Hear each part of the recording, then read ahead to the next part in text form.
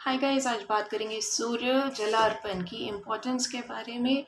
तो जब हम सूर्य देव को जल अर्पण करते हैं, हम इस तरह से उन्हें ऊपर की साइड से जल अर्पण करते हैं। तो सूर्य की रेज जब उस जल से टच होती हैं, it forms a spectrum of 7 colours.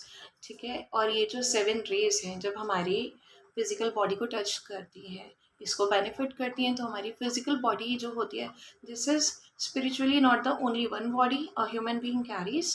ये basically we have total 7 bodies. एक के अंदर एक लेयर्ड होती हैं।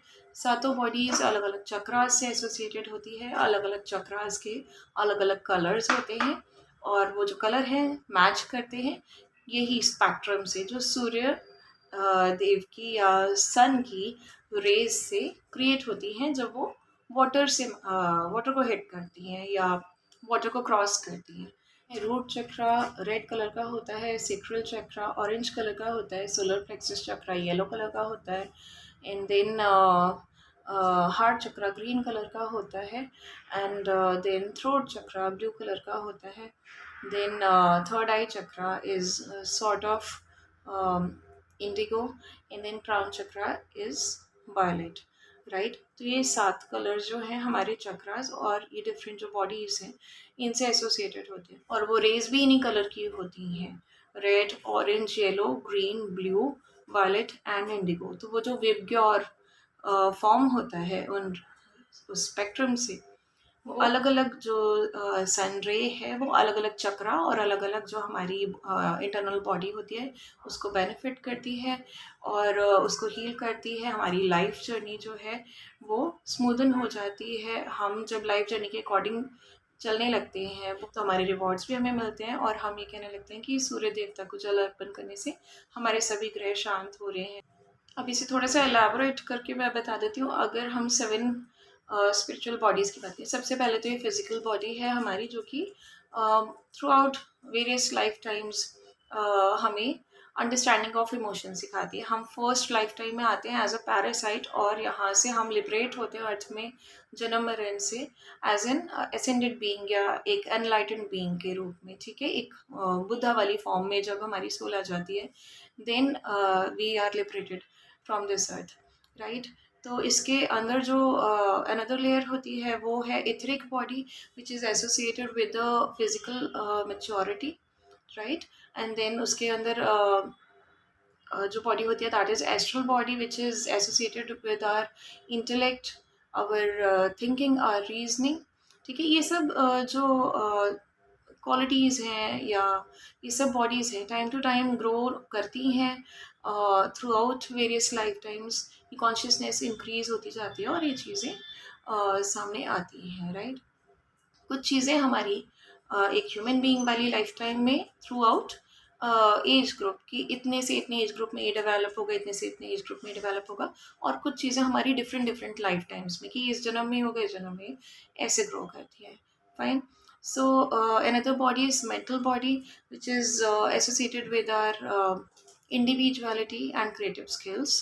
Then spiritual body is the another internal body, जो कि हमारी स्पिरिचुअल अवेकनिंग से एसोसिएटेड होती है। जब हम लाइफ में बहुत कुछ अंडरस्टैंड करने लगते हैं, हमारा पर्सपेक्टिव चेंज हो जाता है, हमारा विजन ब्रॉड हो जाता है, हमें समझ में आता है कॉस्मोस में बहुत कुछ है, विजडम, ये सब छोटी छोटी चीज़ें जो हैं हमें इसके बारे में नहीं सोचना है, नेगेटिव नहीं होना है, किसी फियर में नहीं रहना है, सेल्फ डाउट में नहीं रहना है।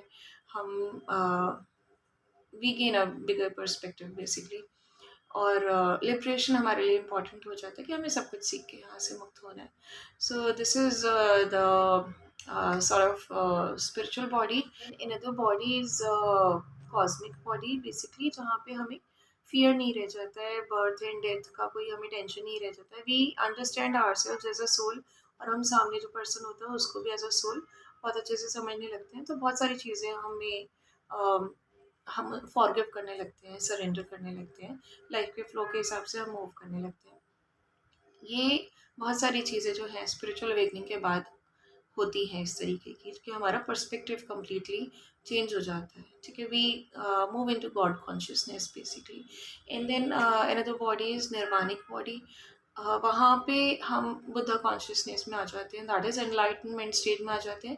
क्योंकि जब हमने एज अ सोल सबको पहचान लिया है, हमने अपनी जर्नी एक्सेप्ट कर ली है, हमें पता है दूसरी सोल भी है, हमें उससे नाराज़गी हो बेशक, लेकिन वो भी बहुत सारे लाइफ टाइम्स क्रॉस करके आ रही है, बहुत चीज़ों से गुजरी होगी, कुछ चीज़ें माफ़ कर दी, कुछ नहीं की, एंड उनकी अपनी सिचुएशंस हैं, अपना चीज़ों को डील करने का तरीका है। कुछ डीएनए में उनके हैबिट्स होंगी, कुछ जेनेटिक वे में उन्होंने ली होंगी, कुछ उनके पास्ट लाइफ से आई होंगी। तो वी जनरली फॉरगिव एवरीथिंग, हम में बहुत ज़्यादा एक्सेप्टेंस आ जाती है चीज़ों को, एंड हम लोग क्वेश्चन करना बंद कर देते हैं। बेसिकली वी बिकम वेरी काम।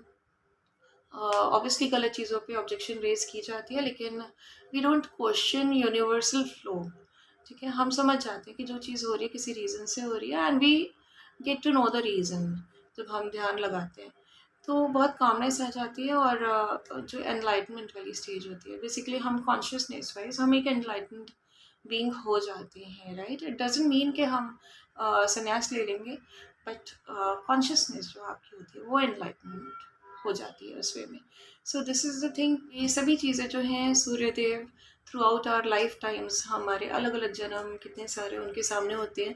पहले बर्थ से आखिरी हमारा मुक्ति भी हो जाती है, और वो विटनेस करते हैं एज अ गुरु ये सारे हमारी लाइफ जर्नीज, हमारी लर्निंग्स, हमारे अचीवमेंट्स, हमारे फेलियर्स, और वो बने रहते हैं एज आर गुरु हमें सपोर्ट करने के लिए, हमारे लाइफ सिस्टम, हमारी लाइफ को सपोर्ट करने के लिए बेसिकली, राइट।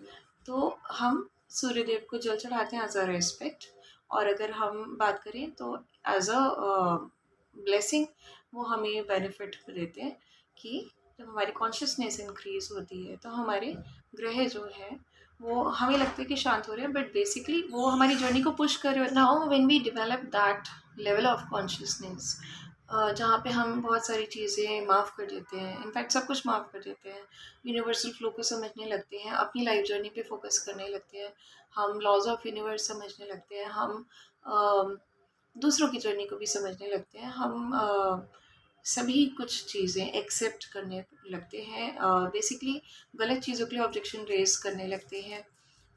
जो हमें पता है कि जो चीज़ें डिस्टाइंड हैं वो वैसी ही होनी है, वो हम एक्सेप्ट करने लगते हैं। हम अ, खुद अ, अपनी जर्नी को स्मूदर वे में निकाल कर ले जाने लगते हैं।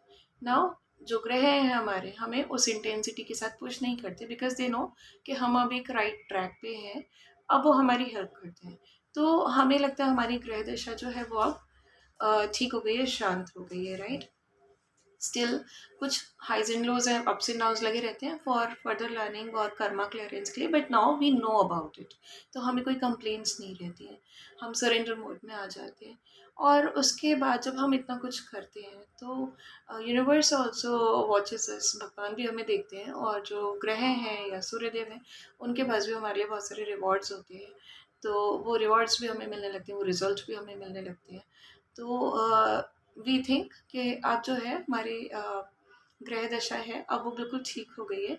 So that's how it is happening. तो आप इसे स्पिरिचुअली समझ लीजिए, या साइंटिफिकली समझ लीजिए, या लॉजिकली समझ लीजिए। आप किसी भी वे में अगर इसे समझते हैं, मॉरल ऑफ द स्टोरी यही निकल के आएगा कि सूर्य जलार्पण जो है वो ह्यूमन बीइंग के लिए बहुत ही ज़्यादा सिग्निफिकेंट चीज़ है, and this should be done by each and everybody, चाहे कोई छोटा बच्चा हो, चाहे कोई बड़ा हो, बुजुर्ग हो, everybody who can do it should do it.